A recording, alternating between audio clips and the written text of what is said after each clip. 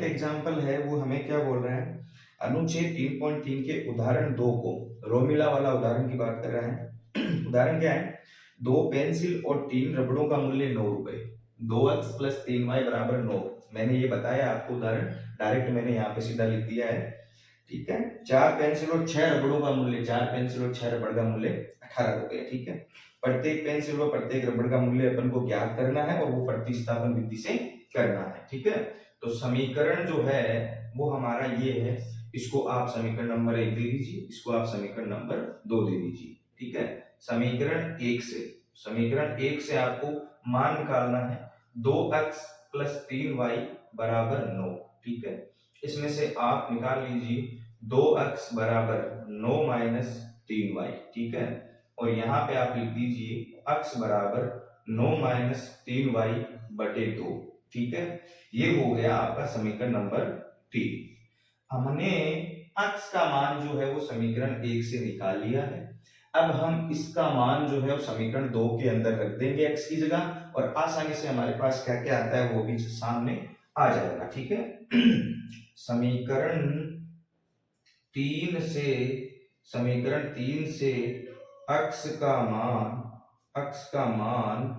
2 में रखने पर ध्यान रखना, हम इसको प्रतिस्थापन विधि से कर रहे हैं। जहां ये एग्जांपल दिया गया था वहां पे ये ग्राफीय विधि से दिया गया था, ग्राफीय विधि से करना था। अभी हम प्रतिस्थापन विधि से इसको कर रहे हैं, ठीक है। तो समीकरण जो हमारा 3 है, ये जो अभी निकल के आया है, उसमें से जो x का मान है वो हमें समीकरण 2 में रखना है, ठीक है। तो समीकरण 2 में 4 और x की जगह अपन को रखना है 9 - 3y/2, और प्लस के अंदर क्या है फिर 6y = 18। अब इसकी आप कैलकुलेशन कर लीजिए, 4 और 4 को आप गुणा कर दीजिए, अंदर 4 को अंदर गुणा कर दीजिए, ठीक है। 9 चौक 36 हो जाएगा, और -4 × 12y हो जाएगा बटे 2, और प्लस के 6y बराबर कितने आ जाएंगे, 18 आ जाएंगे, ठीक है। इसको आप 2 से भाग दे दीजिए, 18 - 6y + 6y = 18, ठीक है। माइनस प्लस के 6y कट जाएंगे, 18 = 18 आ जाएगा। कहने का मतलब ये है कि उस एग्जाम्पल में भी इसका मान नहीं आया था, दोनों ये बराबर आ गए, 18 दोनों साइड बराबर आ गई है। उसमें हमने ग्राफीय विधि से किया था, तो हमारे पास संपाती लाइन आई थी। संपाती लाइन मतलब एक दूसरी लाइन के ऊपर, ठीक है। मतलब वहां पे कोई निश्चित हल नहीं था, लेकिन हल बहुत सारे थे, ठीक है। बहुत सारे हल थे।